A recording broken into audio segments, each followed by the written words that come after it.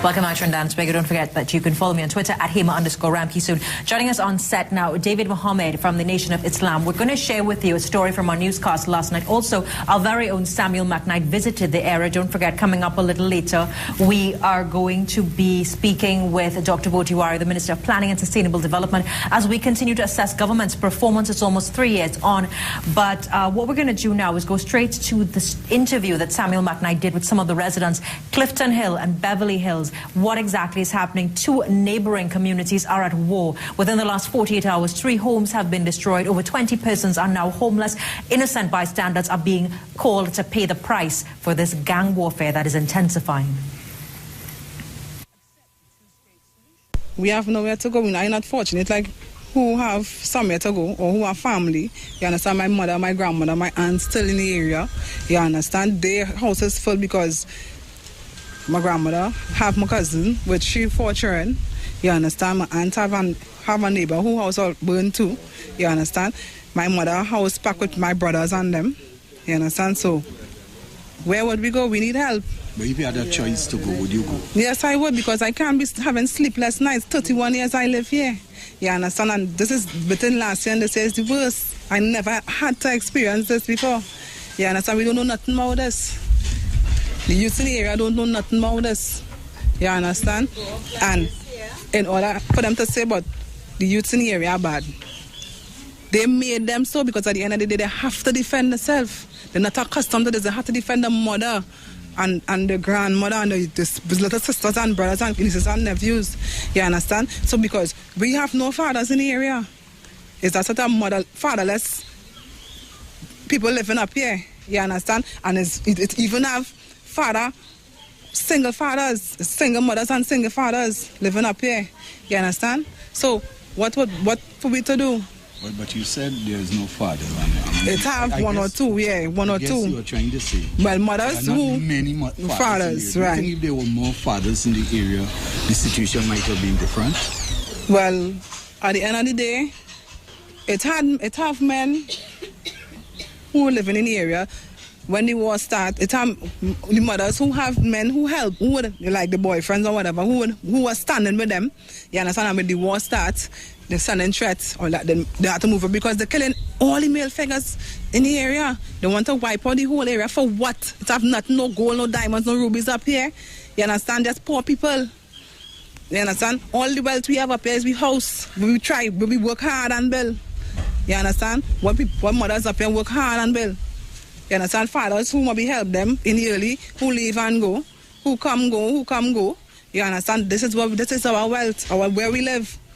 And because you cannot come in, we don't want that vibes or all the pushing over in the area. Because they run their people out of their area for them to move in the apartment. We don't have that here. You understand? We don't have that here. It's our one love here. All 2, 3 o'clock in the night, everybody on the block.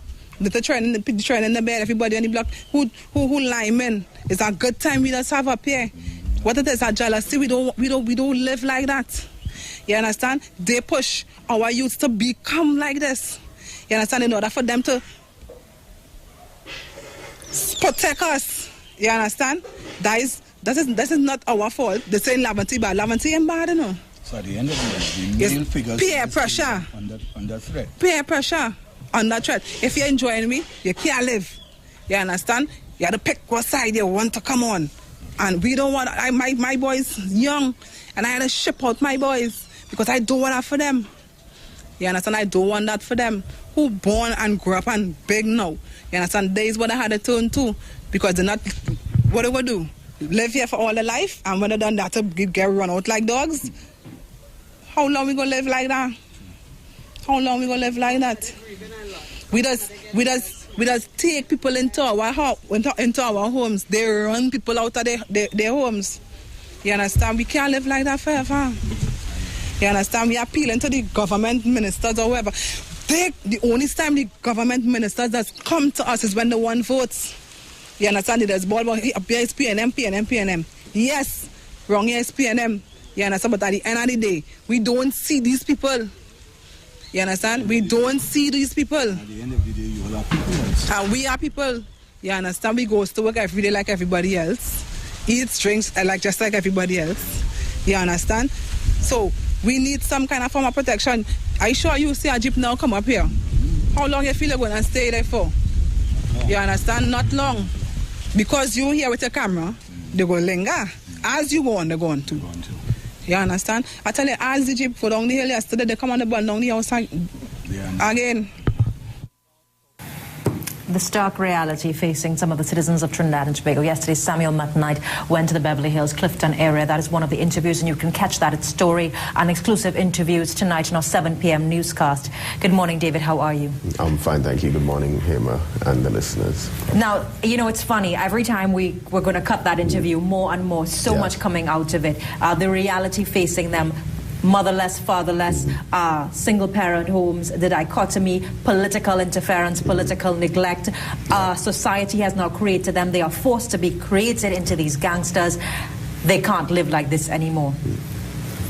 Yeah, well, you know, there have been a number of factors identified within the last few days in regards to the crime problem. But what we're seeing now, a new element that has been introduced, which we're observing, is we're actually witnessing gentrification in motion. And gentrification is a process which I suggest our citizens do a lot more research about.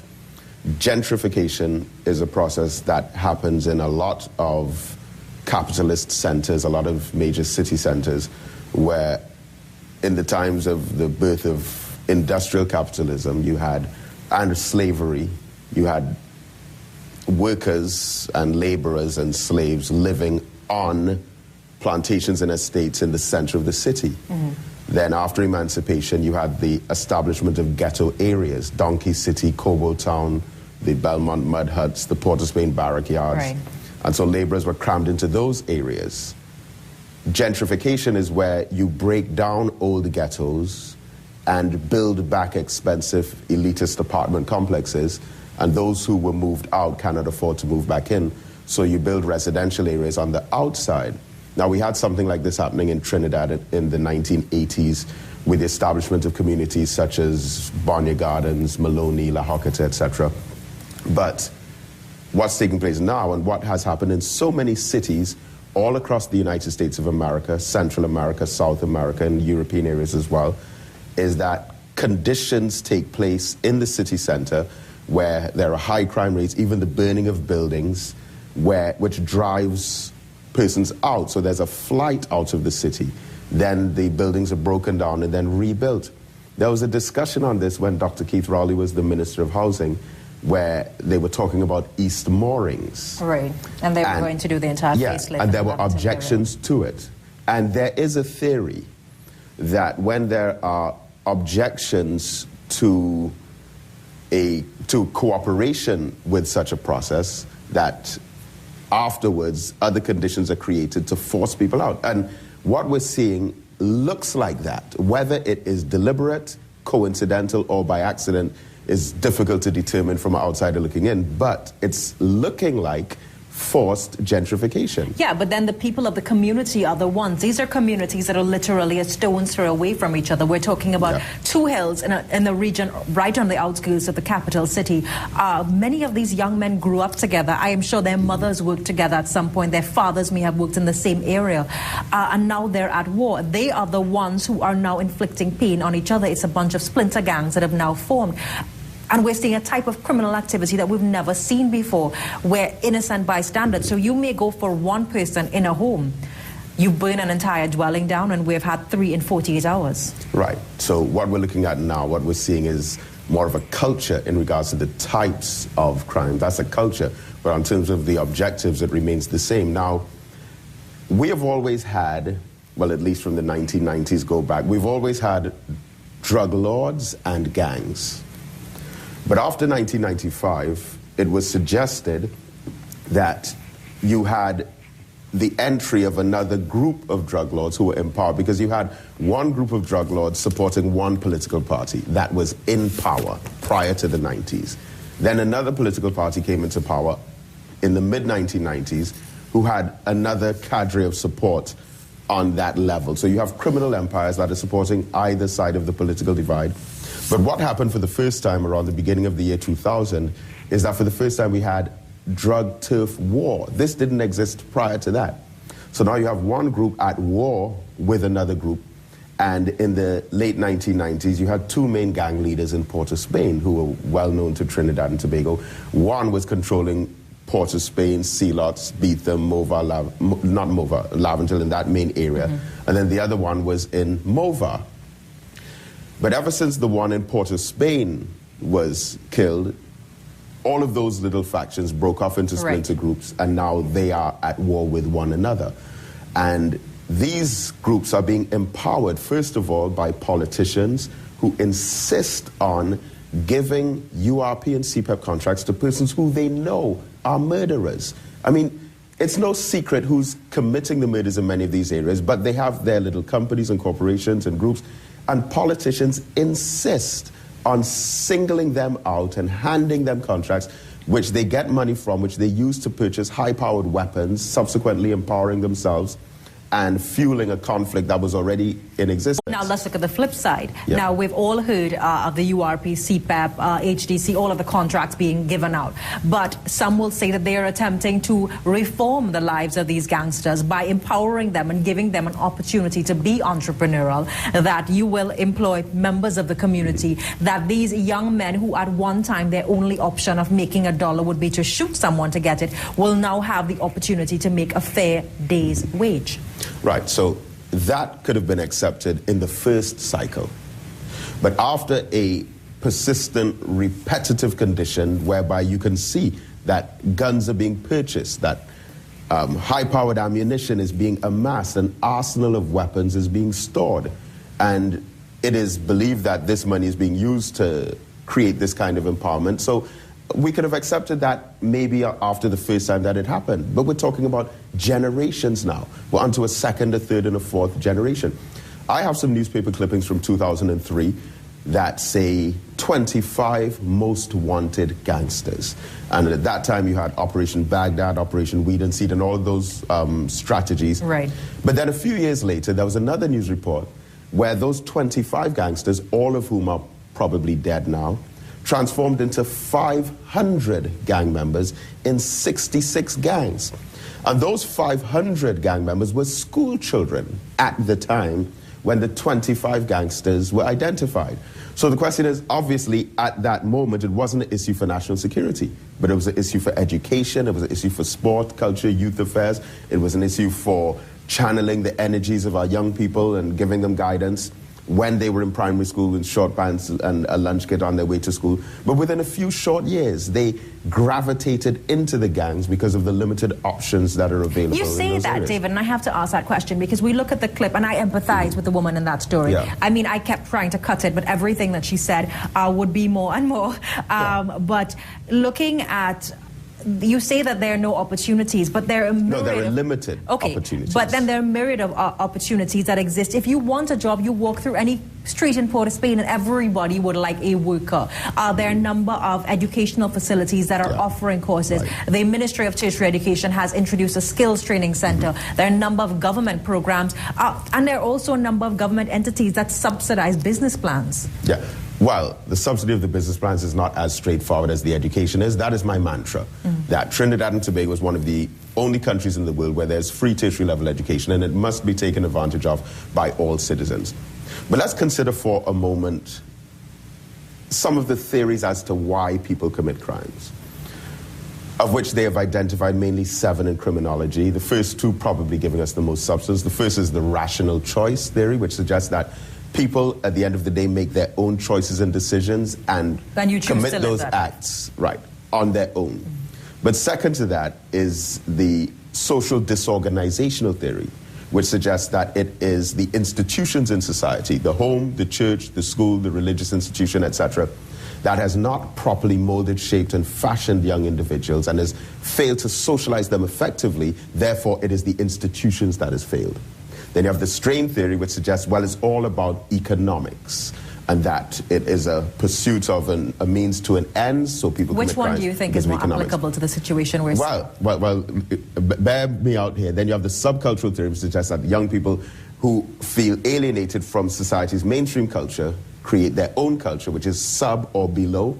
You have the labeling theory, which suggests that, okay, they're already labeled as gangsters and criminals, so they just engage in the self-fulfilling prophecy. Then you have social learning, where they observe this and they follow it. And finally, differential association theory, which suggests that negative peer group influences, okay, they see these as male role models in the community, so they emulate them. Now, we have the responsibility of identifying the specific circumstances and conditions in our own community and seeing which are most applicable. And we can visibly see some causal factors. What are the causal factors? Why do young men feel? Why do 25 gang members now turn into 66 gangs with over 500 members? Right, so the causal factors now are: 1, faulty parenting, dysfunctional homes, broken families.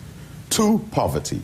Now, although poverty is not a cause, it is a coexisting, or it is correlated. We have free it's not a education cause in this country, yes, David. Yes. If you want to, my mother preached to me, continue to educate yourself, because that is the way to uplift yourself. But if the pursuit of education is not part of the culture, then it would not be considered a characteristic that could bring anyone any kind of esteem. Today, I was invited I'll be speaking in the Port of Spain prison today. And I went there, I think it was almost a year ago, just about a year ago.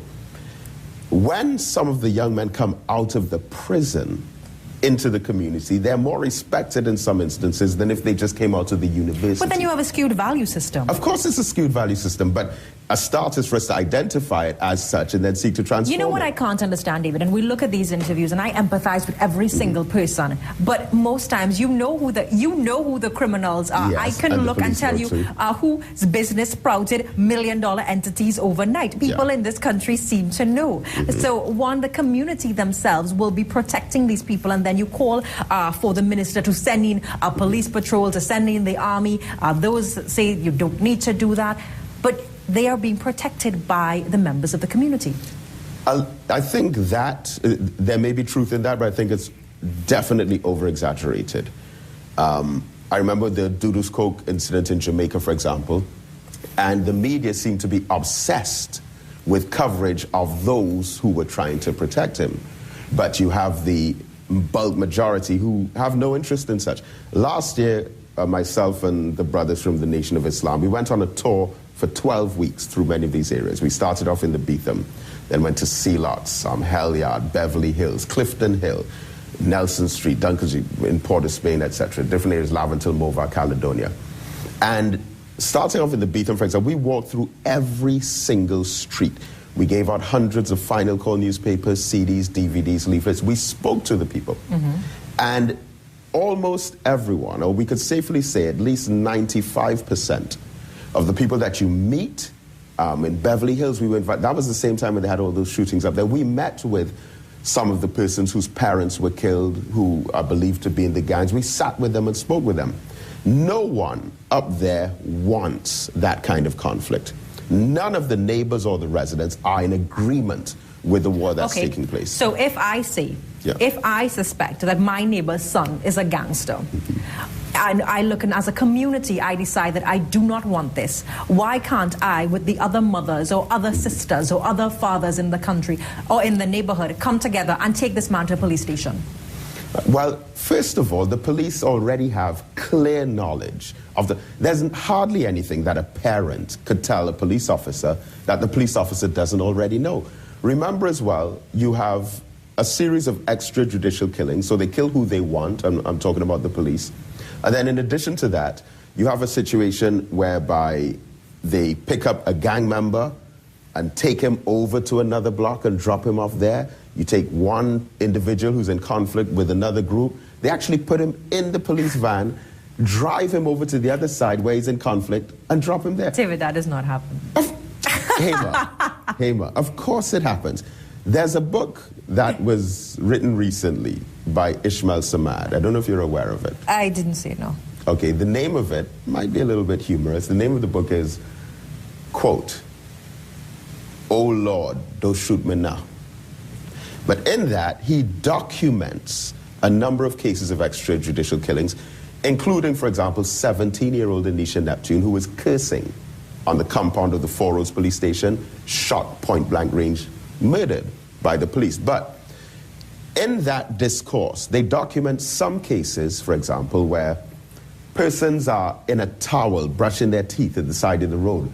Police van comes, they're running, shot in the back 7 times by the police, and then a report says that they opened fire on the police. Okay, so then what are the police and what is the Minister of National Security supposed to do when every single day you see a situation, because I know we have 3 minutes to wrap this interview, you see a situation where there is unprecedented violence, where you see homes being destroyed, homes or dwellings that house number of families, not just one gangster, but 4 and 5 families who are now left homeless. Right. And we are just perpetuating this cycle. What I would admit to you in regards to that is that normally my preference is to discuss long-term solutions, such as the building of libraries, computer centers, computer But have they laboratories, not done centers. that, David? We talk about skill centers. Yes, yeah, no, but right now I'm not talking about long-term solutions. I think at this moment, with those fires and that arson, it is important at this moment to implement short-term solutions.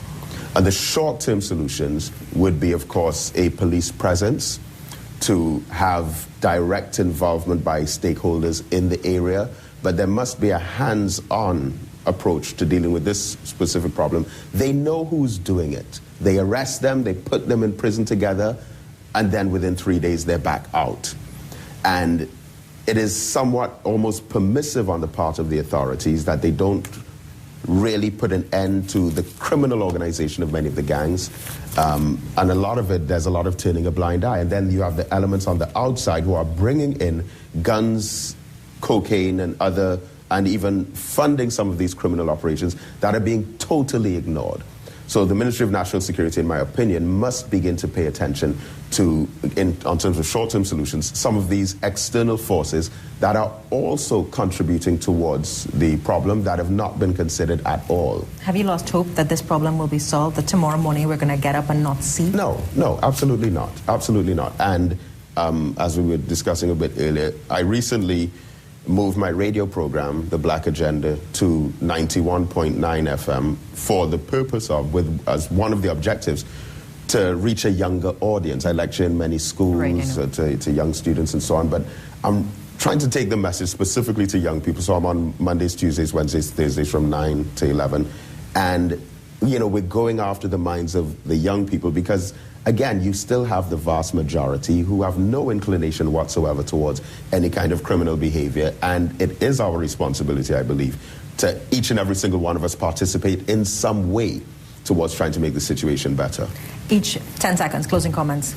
Well, again, I'll reiterate that this is not just a problem for the government or the police or the Ministry of National Security, but everyone on the community level. Anyone who has any kind of skill, aptitude, talent, ability, or body of knowledge must contribute in one way or another to solving the problem. We cannot continue to facilitate this alienation, the us and them syndrome that's taking place. We have to recognize that we're all one people, one community, and we have to assist in whatever way we can. We're going to take a very short break. When we come back, we're going to assess government's performance. It's actually a very easy-to-read book about the annual report on performance 2012. So don't forget, this morning during our show, you can call in at any point to rate government's performance. Also this morning, we're going to share with you some eye care tips. Coming up next, Dr. Botiwari.